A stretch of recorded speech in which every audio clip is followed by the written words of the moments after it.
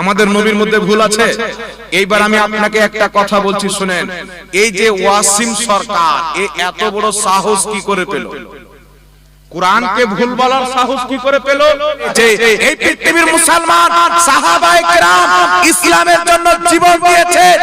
আজ যদি কোন সন্ত্রাসবাদী আতঙ্কবাদ আমাদের গর্দানকে মেরে দেয়, আমরা গর্দান দিয়ে শহীদ হয়ে যাওয়াকে পছন্দ করি, কিন্তু ইসলাম ত্যাগ করা সম্ভব হবে না। পাক বলছেন, আমি কি তোমাদেরকে কোনদিন মিথ্যা কথা বলেছি? সবাই বলছেন না। আপনি কোনদিন মিথ্যা বলেননি। রাসূল পাক সাল্লাল্লাহু আলাইহি সাল্লাম বলছেন, এখন যদি আমি তোমাদেরকে বলি এই পাহাড়ের পিছন দিকে ডাকু আসতেছে, ডাকু, যে ডাকু তোমাদের প্রতি আক্রমণ করবে, তোমাদের মালকে ছিনতাই করে নেবে, তোমরা কি বিশ্বাস করবে? সমস্ত তায়েফবাসী বলেছিল আমরা অবশ্যই বিশ্বাস করব, কারণ তুমি কোনদিন মিথ্যা বলনি আর মিথ্যা বলবে না, এটা আমাদের বিশ্বাস আছে। নবী পাক সাল্লাল্লাহু আলাইহি সাল্লাম বললেন, এই তায়েফের মানুষ এই সত্য কথাটাও তোমরা মেনে নাও, আমি হচ্ছে আল্লাহ পাকের নবী, লা ইলাহা ইল্লাল্লাহ মুহাম্মাদুর রাসূলুল্লাহ পাঠ করেন। রাসূল পাক যখন এই কথা বললেন, তায়েফের বাচ্চা, বুড়া, জওয়ান, ছেলে মেয়ে সব আমার নবীকে এক বাক্যে সত্যবাদী বলে জানতো। নবী পাক যখন নবুয়তের দাওয়াত দিলেন, ইসলামের দাওয়াত দিলেন, তাওহীদ মানার কথা বললেন, রিসালাত মানার কথা বললেন, ওই তায়েফের মানুষ, বাচ্চা, জওয়ান সব নিজের হাতে পাথর নিয়ে আমার আপনার নবীর দিকে নিক্ষেপ করতে আরম্ভ করল। চতুর্দিক থেকে রাসূল পাককে পাথর মারা হলো।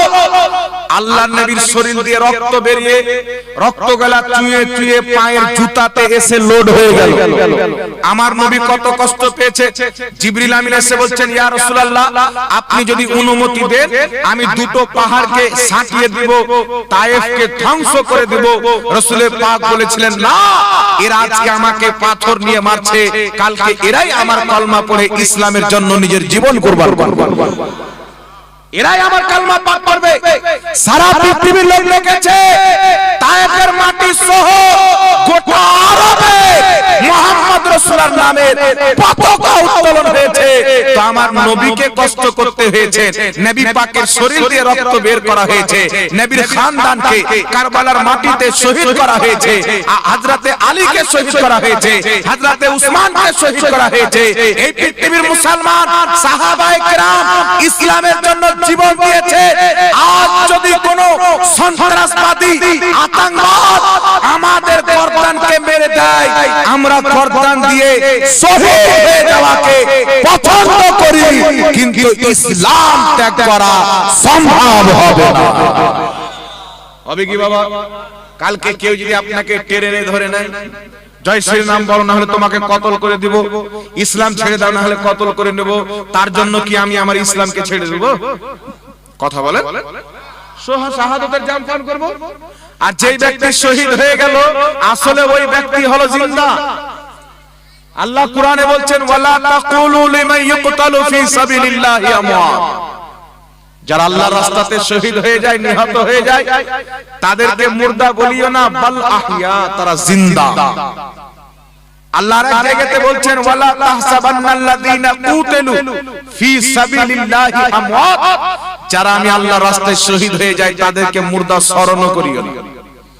এক জায়গাতে বলছেন বলিও না, আর এক জায়গায় বলছেন স্মরণ করিও না। কেন? তারা জিন্দা, আল্লাহর পক্ষ থেকে রিজিক দেওয়া হয়।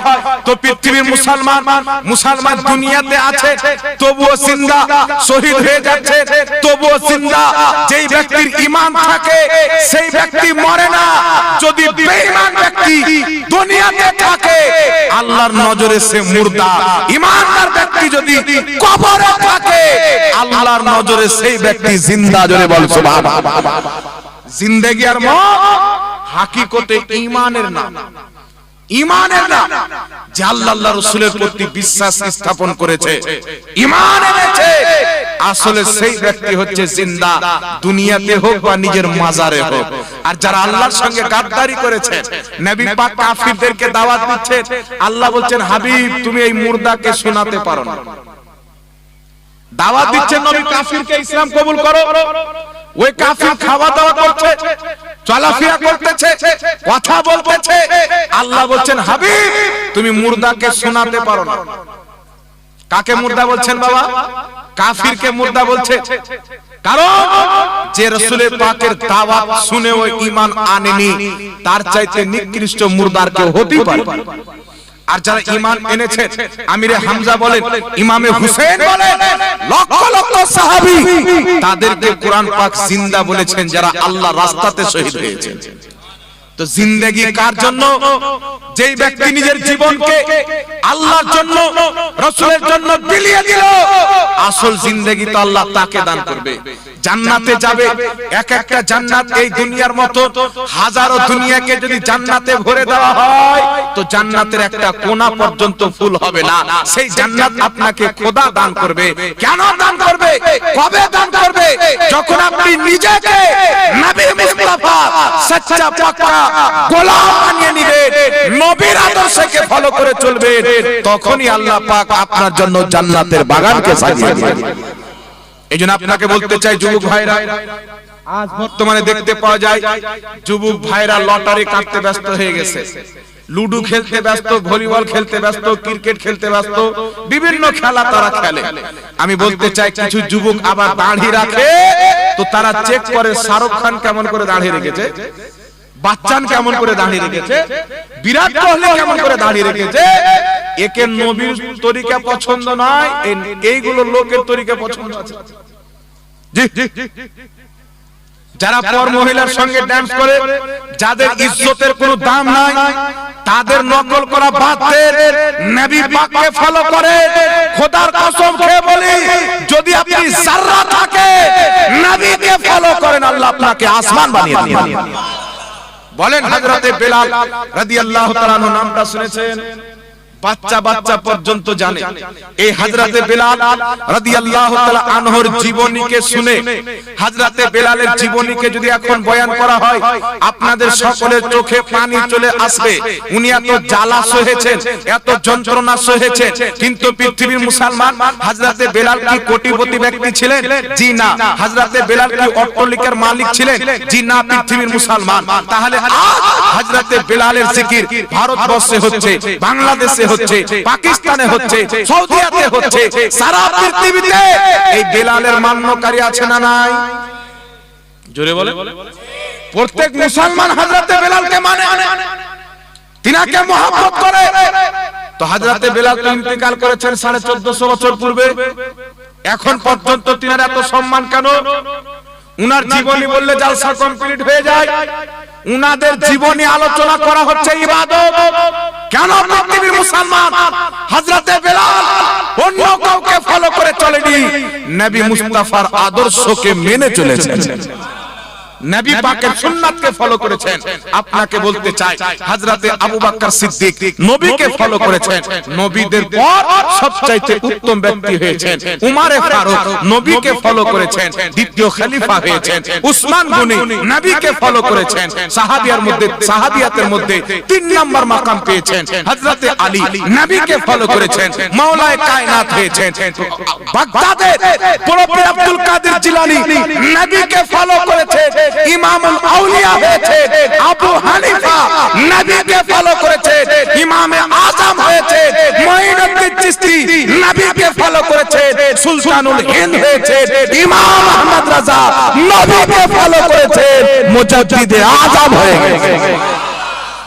যারা নবীকে, আল্লাহু আকবার,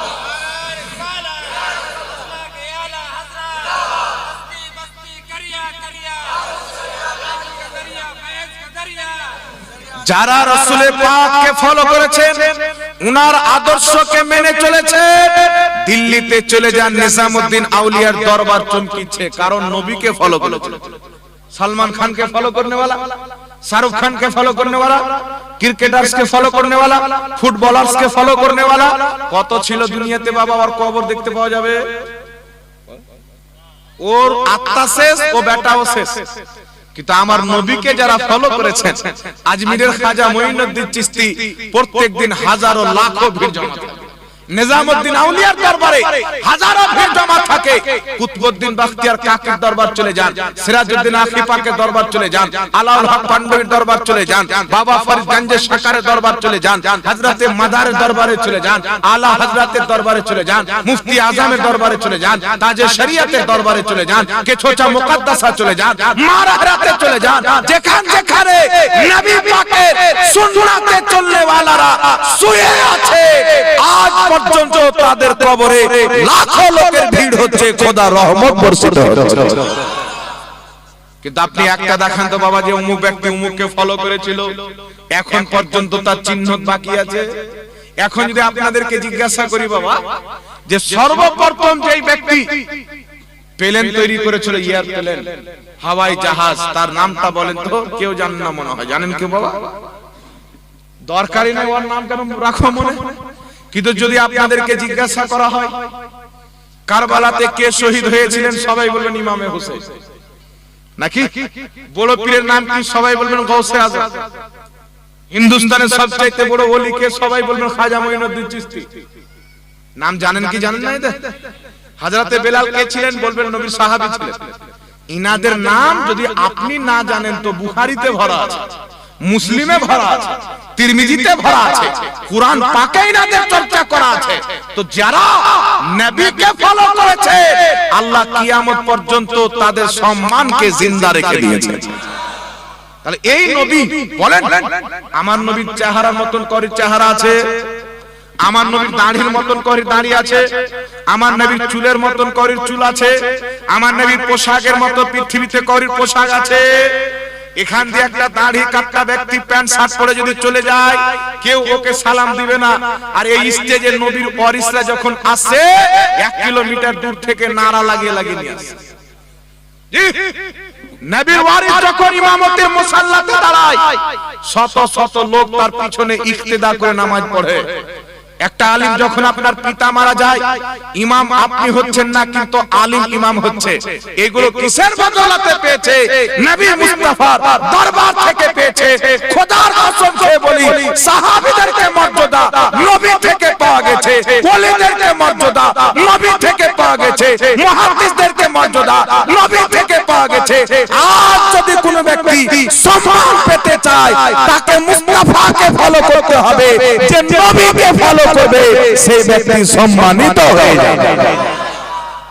কিন্তু আমাদের সমাজ কি হয়েছে বাবা, একটা লোককে যদি জিজ্ঞাসা করা হয় আমার নবী খাওয়ার পূর্বে কি করতেন, আমরা যে ভাত খাই কি খান না? এদিকে লোক ভাত খায়, আমি তো শুনেছিলাম উত্তর দিনাজপুরের লোক না খেয়ে থাকে। খাই তো, সব দিকের লোক ভাত খায়। তো এখন যদি আপনাকে জিজ্ঞাসা করি যে খাবার পূর্বে কোন কোন পদ্ধতি কি করতে হবে, কেমন করে খেতে বসবেন, তা আপনি বলতে পারবেন না। নবীর জন্য জীবন তো দিয়ে দিবেন, কিন্তু নবীর সুন্নাতের খবর নাই। খাবার পরে কি বলতে হবে, পানি খেলে কেমন করে খেতে হবে, পান করতে হবে, পানি যদি পান করেন এটারও খবর নাই। আছে কি? কেন নাই? রাস্তাতে আমার নবী কিভাবে চলতো এটাও আমার আপনার জানা নাই। দুর্ভাগ্য ছাড়া কি হতে পারে? আমাদের এলাকার লোক, আমাদের মুসলিম সমাজ নবী পাককে ভুলে গিয়ে কাদেরকে স্মরণ করতে লেগেছে বাবা? ক্রিকেটার।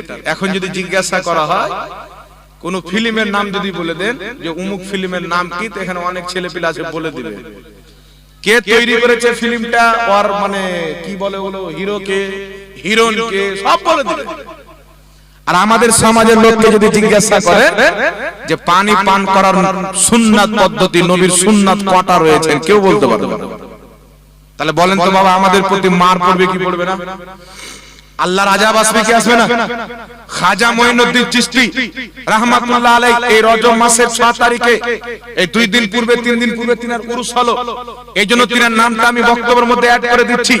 এই খাজা মঈনুদ্দিন চিশতি রাহমাতুল্লাহ আলাইহি যখন ভারতবর্ষের মাটিতে আসলেন, উনার আদর্শকে দেখে, উনার চরিত্র ব্যবহারকে দেখে মানুষ কালেমা পড়ে মুসলমান হতে থাকে, মুসলমান হতে থাকে। দিনের দিন তিনার দল ভারী হতে আছে। পৃথিবীর রাজ বাদশা রাজস্থানের মাটিতে চিন্তা করলো, এই লোকটা যদি থাকে এ তো নিজেই বাদশা হয়ে যাবে, আমার গদ্দি তো চলে যাবে। একে তাড়াও, সবাই তার দিন কবুল করে নেয়, আমাদের ধর্মকে ত্যাগ করে দেয়।